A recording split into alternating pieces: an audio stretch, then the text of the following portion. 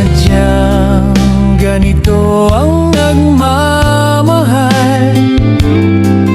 Di ka dapat mabahala, hinanakit sa'ki walang wala. At kung hindi